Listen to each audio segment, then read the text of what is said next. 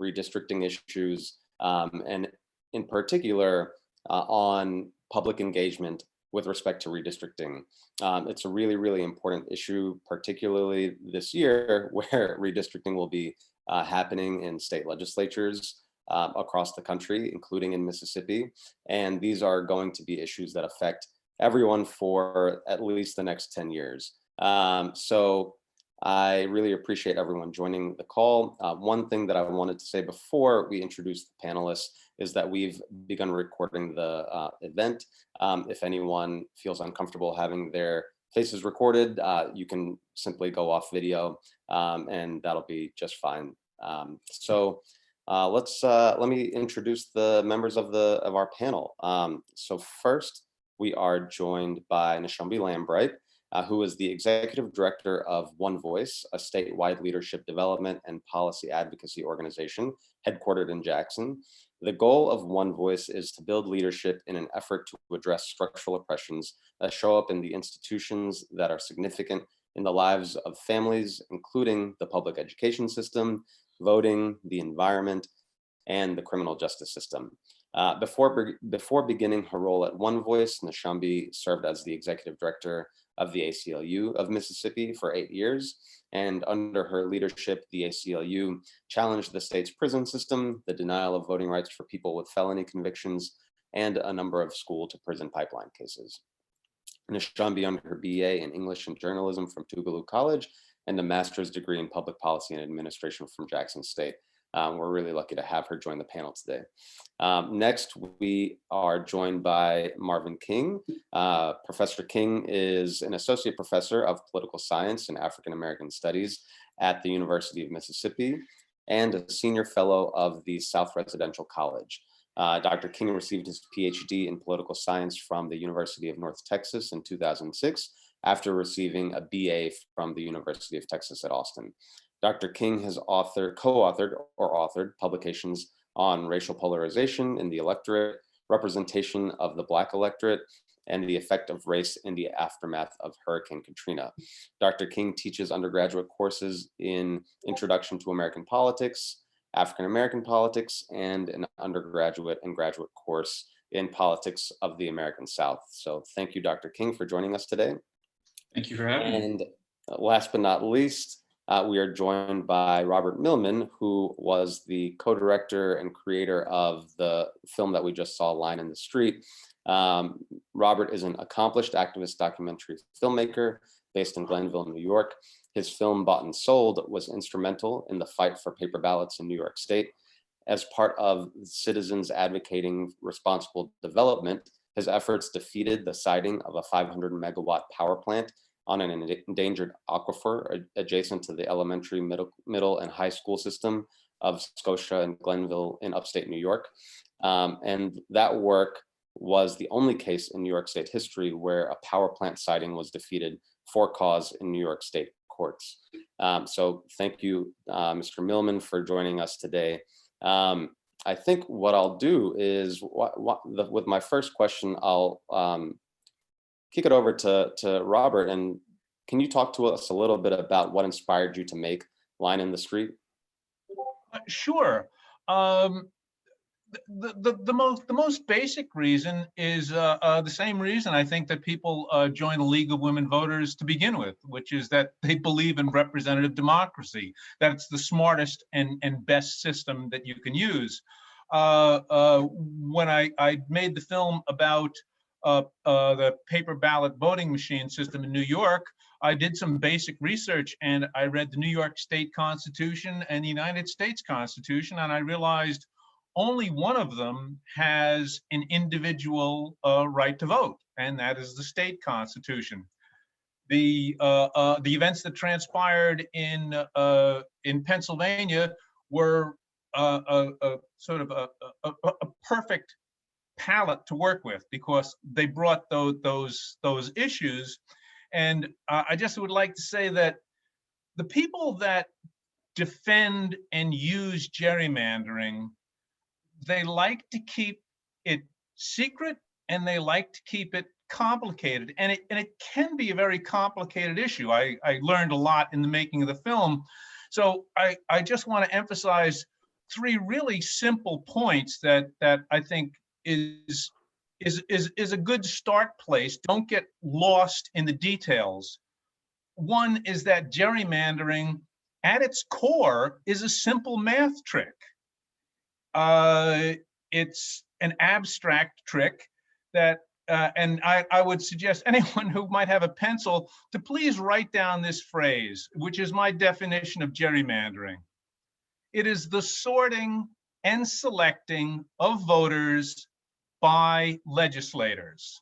I think simple definitions are useful, and that is definitionally unequal treatment. And state legislators are obligated by their oath of office to uphold the state constitution. And if it'd be possible to throw up the state constitutional graphic for just a moment, because it says that every state citizen is a qualified voter. It says that justice shall be administered without sale, denial, or delay. And I think most importantly, the third one, rights in this Constitution shall not be construed to deny or impair others retained by the people.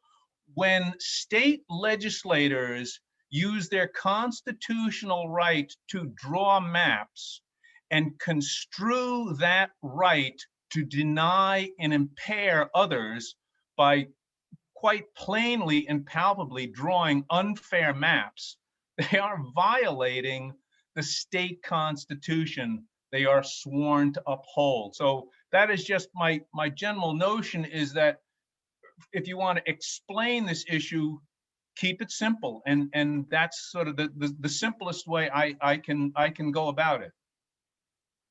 Great, thank you. That's super helpful, and really interesting to see the provisions in the Mississippi State Constitution that might be used by litigants in this process in the upcoming redistricting cycle to challenge maps. Nishambi, can you talk a little bit about how gerrymandering plays a role in Mississippi? We have this redistricting process coming up. We've had redistricting for the past every 10 years. What role does gerrymandering play in Mississippi and Mississippi politics? Yeah, hi, Amir and everyone else. Thank you so much for having me this morning. Enjoyed the film, Mr. Millman, and enjoying the conversation so far. This is a very important topic. One of the things that we've attempted to do at One Voice is to help the community understand redistricting, as well as lawmakers who sometimes, even though they're charged with that responsibility every 10 years, don't really have a full understanding. They tend to kind of just leave it in the hands of the demographers. And so we, even though Mr. Millman just provided that definition of the lawmaker's responsibility, we try to help people understand that it's our responsibility as well to be involved in this process, because we're not just people who can be picked and selected and thrown across lines at the whim of a lawmaker's desires, but we have a right to have a say in some of those districts in the way that they are distributed as well. So of course, gerrymandering has had a significant impact in Mississippi. We we have had some real tough battles over the years that led by a number of leaders across the state. A battle in the early 90s that doubled the size of the Black legislature in Mississippi. And of course, the one that was a few years ago with Senate District 22, which was amazingly, discovered by a Jackson State student who was just playing around with maps and said, hey, something is wrong with this district. It's too big and, not enough communities of interest inside of it. So yeah, gerrymandering plays a very significant role in politics here. And, and we also want to make sure that folks understand and emphasize the fact that redistricting is at the federal, state, and local level. So those school board districts, those county districts, those municipal districts are just as important, because that's when it gets to what's happening in our lives day to day.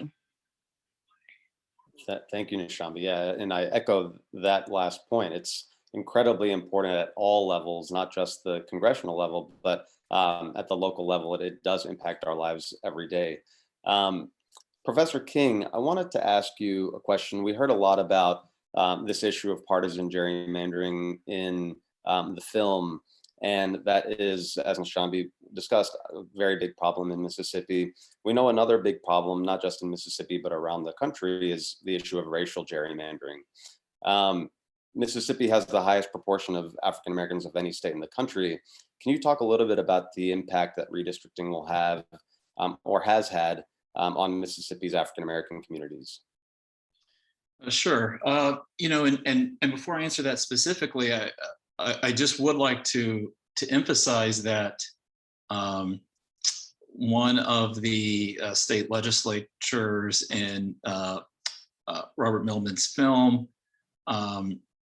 discussed the idea that you know, this really wasn't an issue for the courts, and going back almost 60 years now to a famous court case, Baker versus Carr, the court said that, you know, these are redistricting is a justiciable issue, you know, that the courts do have the right to get into this. And just briefly, there was another case, Smith versus Allwright, way back in 1944, where the court said that political parties are kind of like an organ of the state doing the job of the state. And the reason that matters is, you know, to Mr. Millman's point and to his credit, that when the parties are disenfranchised, so to speak, you're really talking about a function of the state. And so that's why the courts have gotten involved in the past. And so it's a bit disingenuous to argue that this isn't a matter for the you know, for the courts to get involved in. So, you know, specific to your question about, you know, how does gerrymandering, you know, in the process affect, you know, African Americans, you know, what you're going to see is that, you know, not just in Mississippi, but across the country, you know, wherever gerrymandering is in effect, which is not quite in every state. Some states have now moved to nonpartisan redistricting commissions, but, you know, in most states where it exists, you are going to see communities disproportionately affected and have fewer seats relative to their population and their political preferences than they otherwise would. And in different states, it's manifested differently. So in some states, it might be manifested in their congressional delegation. In some states, it's in their state house or in their state legislature. And so in Mississippi, you know, where you've got, you know, 37, 38, close to 40% of the population African-American, and, you know, you really just don't see that reflected in its state legislature. And so to the extent that communities of interest, and this is one of the criteria that the Supreme Court has laid out, you can make a very compelling argument. And, you know, Mr. Millman really did that, you know, especially with the pennies and the dimes earlier, right? You can think of each one of those groups as communities of interest. You know, somewhere in there were a few nickels who didn't get represented at all, right? And so, you know, those communities of interest don't get represented. And so, you know, that's evident here in Mississippi, but really, quite frankly, everywhere, where you can just look at the proportionality of the population relative to their ability to elect members to the legislature of their choosing. You know, and redistricting is the modern manifestation of that. But, you know, once upon a time, especially at the Voting Rights Act, we saw a lot of this with at-large voting districts, which, you know, especially in municipal areas, were really designed to make sure that minority communities did not have a majority on, you know, city council. So a lot of different ways that the inability to elect, the inability for communities of interest to be able to elect a person of their choosing is manifested. One thing that you mentioned, Professor King, that I want to kind of pull a thread on, and it was also discussed in the film, is this idea of independent redistricting commissions. It was obviously a big fight in Pennsylvania. Robert, can you talk a little bit about what an independent redistricting commission is and why that was such a big political fight in the state? Generally, an independent political redistricting commission is made up of, say, 11 members, and you have 4 from the major party, 4 from the minor party, and 3 from other smaller parties, and that they are chosen at random through kind of like a jury pool, with limitations that they can't be lobbyists or related to politicians, and that is, of course, resisted mightily by legislators who, because they want to hold on to the power. And sort of to go back to my theme of just like really basic points, the harm, to my mind, of gerrymandering is that it shifts a legislator's loyalty from the voter to the party, and that's a fundamental problem. If I could just touch on the not that it was, I think, was the perfect solution, but the solution reached by the Pennsylvania State Supreme Court was, I thought, just wonderfully simple. It just said, do not divide towns, counties, cities, etc., unless absolutely necessary. Basically, divide the fewest number. And that is not a perfect solution, but it is an easily understood solution. I think most people don't want perfection. I think most people want just kind of a sense of rough justice, so they have a way to at least get on the field and play. A baseball analogy I use is that imagine one team had 3 outs at bat and the other had 5. Yeah, that's a really good way of thinking about it, and that's exactly what it is. It just places folks on an unequal playing field, and it advantages one party or one race over another for nothing more than how lines are drawn. One thing that I wanted to make sure that we touched on, and I'm actually seeing a question on this topic in the chat from our viewers, and I just wanted to remind everyone, please feel free to throw questions into the chat, and I'll try to pull them as they come in. But Nishambi, you mentioned the importance of citizens being involved in the redistricting process and being involved in having a say of how the lines are drawn. Can you talk a little bit about how citizens in Mississippi can get involved in the redistricting process over the next several months? Yes. One of the things that scares citizens away from the redistricting process is the math that Mr. Millman talked about. And sometimes that gets a little difficult for folks, and the idea of having to use a computer to map out districts may be a little overwhelming.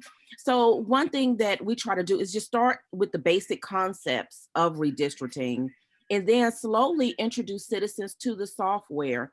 There's some really good software out there right now that helps citizens understand redistricting and understand how to develop maps. And so we help them and go through trainings to help them do that. And, you know, at the end of it, they've actually produced their own maps. And so, and we also, of course, use the example of existing maps and help them understand how those maps were developed. So that's one way that we get citizens involved. And also ensuring that they sit in on those very important hearings and discussions hand in hand with their elected official, so that they're understanding decisions as they're being made and understanding what the elected official has to lose and their stake in it as well. And our hope is that at the end of it, the citizen, along with the elected officials, can come to a common understanding. If not, then we have to draw alternative maps. Right. Yeah. And, at its core, redistricting is a process that allocates representation for the people. So it only makes sense for the people to be involved in it and have a say in how they are going to be represented for the next 10 years. So I think, like you said, it's hugely important. We have 4 minutes left, so I encourage folks to put questions into the chat. And like I said, I will pull some out. We have one from Catherine Cotton, and it's for the speakers generally. Do you really think that that California, which has a nonpartisan commission, really develops a fair redistricting process? Some do not feel that it's equal to all. So anyone who might want to chime in on this, feel free. I think the question is just generally, do independent redistricting commissions always produce fair maps? I think that's a. Oh, I'm sorry, go ahead. Sure, if you don't mind. I think that's a real fair question, right? And part of it is this, this concept of fairness. But what I would argue is that that the process is more fair than it was before, because anytime that it's nakedly partisan, whether it's run by the Democrats or run by the Republicans, you can question the motivations of the map drawers. And so whenever you can take the legislators out of the process of drawing their own maps, then you're at least in a position where you can be a little more trustworthy of the outcome, because they're not going to personally benefit from it. It's, this is similar to putting, I'll just say putting a coal executive in charge of the Environmental Protection Agency, right? They're going to benefit in a way that might make you question their objectivity. Whereas with a redistricting commission, when the people who are in charge of it won't, nominally shouldn't benefit one way or the other, it just kind of increases, what I would say the transparency and sunshine on the process, which is what you're shooting for. I'm sure Republicans in California may not agree, but overall, I would say it's a step in the right direction, which is what we're looking for. If I could jump in on Professor King's comment, yeah, the sunshine is really essential, and I think it's an easy ask, even if you're not insisting on a citizen commission. I think it's a reasonable ask to say that this process should not be hidden, because hiding is part of the game. And I'll add, in considering the concept of redistricting, there's the who and there's the how. The who is who's going to draw the lines, and the how is what are the rules for drawing the lines. Thank you. One question that I want to make sure that we get to, and I know we're running short on time, but Deirdre Payne, first of all, posted the members of the that have been named to the Standing Joint Legislative Committee from the Senate, which I just want to point out and make sure everyone takes note of those names, because those are going to be people who are going to be deciding how the lines are drawn in Mississippi. And if we want to get involved in the process, like Nishambi was talking about, we have to know who these people are, and we have to make sure that they hear from us, and that they hear from us consistently throughout the process. So please, everyone, take a look at that. But Deirdre also asked a question, have the statewide public meetings been scheduled, or has the schedule been finalized, and where can it be found? So anyone on the panel, I invite you to answer that question. I don't think it has. I have not seen it yet. I don't believe it has either. I haven't seen it yet, but we will, at the League of Women Voters, definitely make sure that people are aware. And I know One Voice is also doing a lot of public education on this issue. So those are great resources to consult to see when that schedule is finalized. Amir, I just contacted the Lieutenant Governor's office the last couple of days. They haven't scheduled the public hearings yet, because I've asked to have one in South Mississippi in Hattiesburg. Okay, that's good to know. And yeah, that's I encourage everyone to follow Catherine's example and ask them to have meetings in your congressional district or in your county. It's really, really important for them, for the committee to visit all of these places and talk about how lines are being drawn in all of your, and let them know you're watching them. Exactly. Never take your eye off of them. they have to know that we're watching them, that we elected them, so they got to know that we're keeping them accountable. Yeah, we pay their salaries. Exactly. So that, I think, will conclude our event. We're a couple minutes over time. I think we addressed all. Could I add just one quick thing? Sure. The pennies and dimes demo that the film started with, that's publicly available for anyone to acquire and download. Just contact me and I'll send you the link. Great. Thank you so much. One last thing I wanted to mention is that, and Debbie posted this in the chat, but at 6 p.m. tonight, the East Central Mississippi chapter of the League of Women Voters will be hosting a live event with Senator Jeff Tate and Representative Charles Young. Two of the individuals will be responsible for redistricting in Mississippi. You can find it on our YouTube channel or our Facebook page. So please tune into that at 6 p.m. tonight. If Debbie, if you could post a link to that in the chat, I think that would be really helpful. And with that, I would just like to say thank you so much to our panelists. We really, really appreciate your time and your expertise on these issues. And thank you to all who attended today. We look forward to continuing this conversation with you over the next several months. And please look out for more events and more information about redistricting from the League of Women Voters, Mississippi. Thank you very much. Thank you. All right, thank you. We're going to wrap up because I wanted to keep this as close to an hour as possible. I want to say a sincere thank you to our panelists and to my fellow Mississippi League members, Debbie Ford and Amir Badat, for helping make this program happen and to bring this subject in a robust conversation to our members and to our community members who sat in with us today. Remember that if you want to take a quick look at the chat, there are a couple of links and resources there, a link to that 2-minute version of the film and to the League of Women Voters US website. And yeah, like Amir said, we will continue to try to inform and educate and share information as it comes along. So thank you all. I'm really grateful.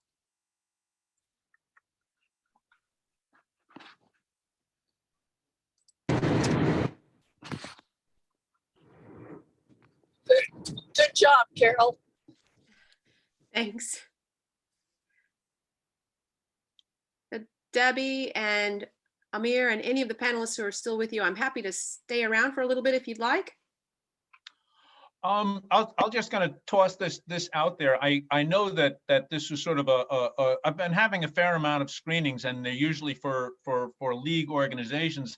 I'm trying to find a way to reach out to the League National or perhaps some other organizations to have sort of a limited big public screening of the film, to sort of create a single event over, say, several hours where anybody can see the film, link onto it, and sort of make it part of an event to draw some media attention to the issue, especially before the final numbers are released in August.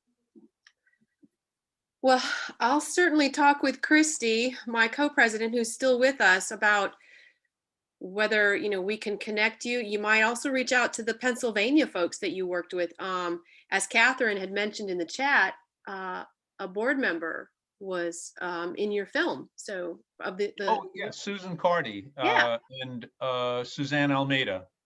Yeah, they may be your best connections. Because I mean, okay. Anything else for any of us before I go ahead and end the meeting?